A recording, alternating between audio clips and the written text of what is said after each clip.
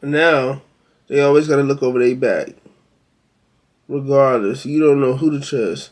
They say he one of them ghetto boys like Bushwick. That's the mentality that keep niggas sick. Come on, dog. You think you're a pit? You meant to grow here, and this what you pick? Don't worry about me, nigga. See, that is your problem. You always run to your mouth. Remember when mom had that electric problem? Did you help her out? Dewan died, nigga. Doobie died, nigga. Chrissy died, nigga. Debo died, and you could have been with him if you didn't make it out that job. Remember when you... What it do? It's your boy Chim the Gentleman, and we back with another video. Let's go. Whoa, hey. Man, you already know what time it is, man. We got the twin brothers that snitched on El Chapo. Man, let's get to it, man. This is about to be crazy because ain't no way. Like, bro, telling on El Chapo, that's like suicide, bro. Like, but we about to get into it, man. Make sure y'all like, comment, share, subscribe. Make sure you follow me on Instagram and all that, man. Let's get to this video, man. Pedro and Margarito Flores took birth in a very small village in Chicago. They were raised in the same village itself. Their father... Correction, ain't it called Little Village or something? He said they was raised in a small village, but I think it's called Little Village. Flores took birth in a very small village in Chicago. They were raised in the same village itself. Their father, Senior Margarito Flores, was convicted of running an illegal business, and that too of narcotic substances. The business was carried out between the U.S. and Mexico. 2009 witnessed him going to Mexico, even after his sons and federal officials had advised him not to. After he went to Mexico, nobody knew what exactly happened. His car was mysteriously going into the Sinaloa desert with something written on his windscreen. The message on his windscreen said that if his sons did not remain quiet, then the next turn was theirs. Who wrote that message? What happened to Senor Margarito Flores? Who was responsible for his death? Hey there, how are you all? I hope you're all doing great. I'm good, bro. Today's video focuses on those twin brothers, about how they snitched on the infamous El Chapo. The twin brothers actually got stuck in the rivalry between two of the famous cartels. If they carried on the business for one cartel, the other cartel conspired to either kill them or turn them into the DEA. To avoid the perilous situation, they got into some kind of deal that needed them to inform on all the movements of El Chapo, along with his taped conversations. In today's world, Senor Margarito Flores is known to be dead, but his sons have walked in his footprints. They are known to be one of the most influential narco-traffickers in today's time. They've worked hard for their positions today. They started as bottom-level dealers, and today, they reached the top levels of the Sinaloa cartel, as well as a rival cartel before they provided huge support to the Narcotic Enforcement Administration, DEA, received sentences of 14 years in federal prison. The Flores brothers were first taken to court before the sentencing took place. They were taken into a projective federal custody in 2008. Their involvement in the 2012 narco distribution was made public in November 2014 after the guilty admissions to the conspiracy. It was the same case where the Sinaloa cartel executives and the Flores brothers got convicted in 2009. Another announcement was also made by federal enforcement officials said about the unsealing of an extended 8 superseding indictment. The government put in a lot of effort to bring down one of the leading cartels of the world, the Sinaloa cartel, which was run by none other than Joaquin Guzman, famous as El Chapo, and Ismael Zambada Garcia, aka El Mayo. The places such as Chicago and elsewhere are known to be extended by the 8 superseding... Hey, what was that some people was saying that they think Mayo snitched on Chapo or something like that? I don't know, but let's keep going.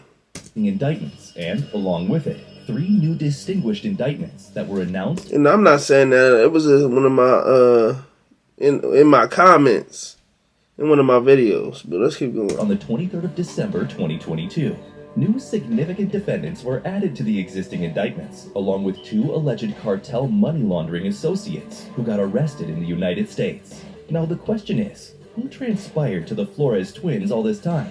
How has all that influenced the man that he is today? The Attorney of the United States, Zachary T. Fardin, of the North District of Illinois, confirmed the fact that the operations undertaken by the DEA special agents and the leadership in Chicago, including all of the offices of DEA present worldwide, are specifically affecting the working of the Sinaloa cartel on a huge scale. The lawsuit was effective in shutting down the Chicago hub that was responsible for transporting narcotics around the country. The organization is still looking into this matter and prosecuting the cartel members based on the reports presented by a special agent in charge of this matter, Dennis A. Witcher of the DEA's Chicago Field Division. The police are keeping up with their marvelous work. The investigation is continued against the members of the Sinaloa cartel. Let's rewind it. Let's get a Their look at marvelous this. work. The investigation is continued against the members of the Sinaloa. Whoo! Man.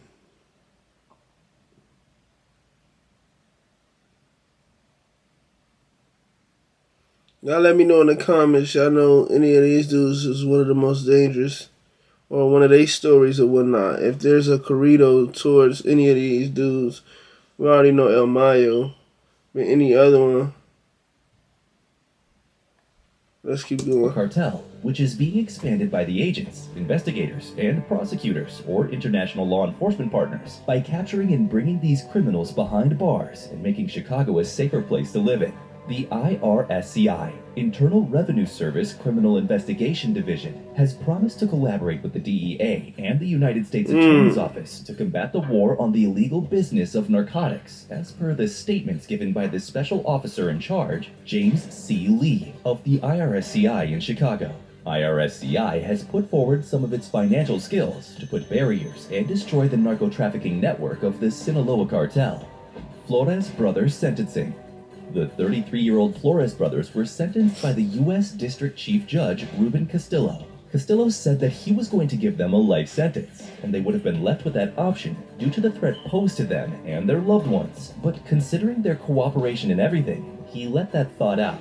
The judge said that if Chicago had walls, the business led by the two brothers would have demolished the walls, and their narcotic organization would have become the highway for the illegal supply of narcotics in the city. He also said that a little bit of cooperation has never done any harm to anyone, and because of that, they got their reward as well, a reduction in their sentence. As a result of that, Castillo asked them to hand over their sports utility vehicle, and nearly $3.66 million was also taken from them. On top of all of this, the DEA got their hands on more than $400,000, which is worth several jewels, multiple top-notch vehicles, smaller sums of money, and technological equipment as well during the administrative process. After their joint venture, the brothers got rid of further holdings worth millions of dollars in Mexico. The brothers got released from prison after serving 85% of their sentences. After that, Judge Castillo decided to keep them under strict court monitoring for the next 5 years. Between the years 2005 and 2008, the business of the Flores brothers was a great hit. They were successfully able to keep up with a wholesale business in Chicago that received nearly 1.5 kilograms to 2 kilograms of narcotics per month on average from the Sinaloa cartel, and their rival cartel, which is run by Arturo Beltran Levia. They managed to sell off half the substance to people in Chicago itself, and the rest of the load was sold among other cities, such as Columbus, Washington, D.C., Vancouver, Cincinnati, Detroit, Philadelphia, New York, and many more.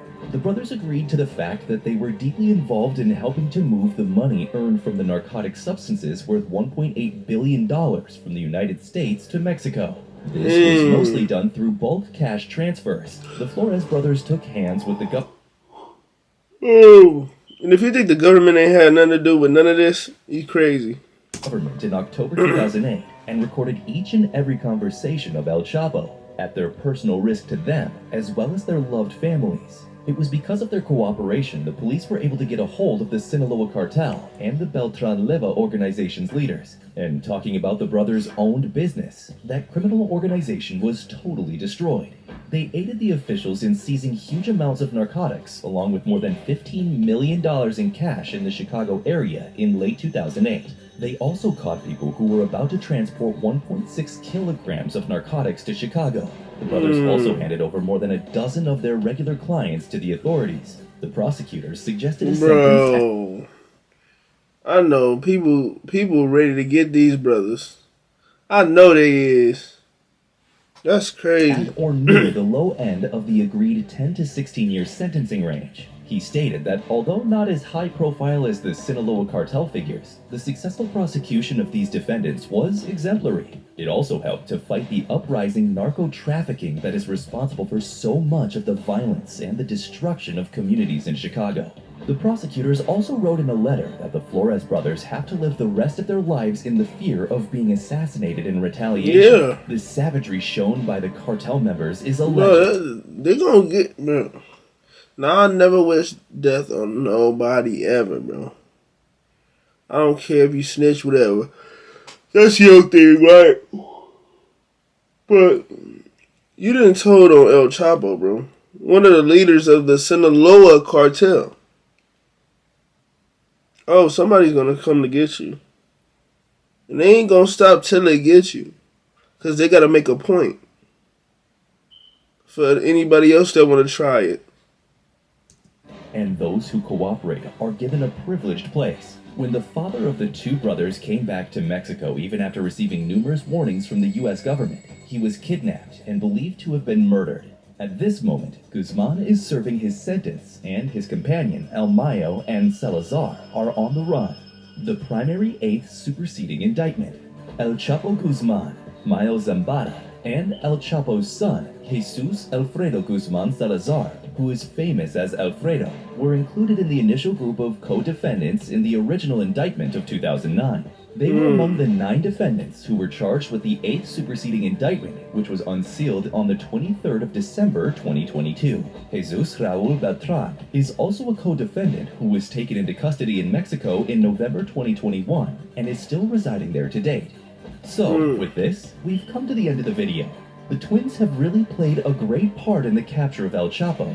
Without their help, it would have been very difficult for the department to track him down and capture him. What would have happened to the twins if they did not snitch on El Chapo? Had they been alive or killed?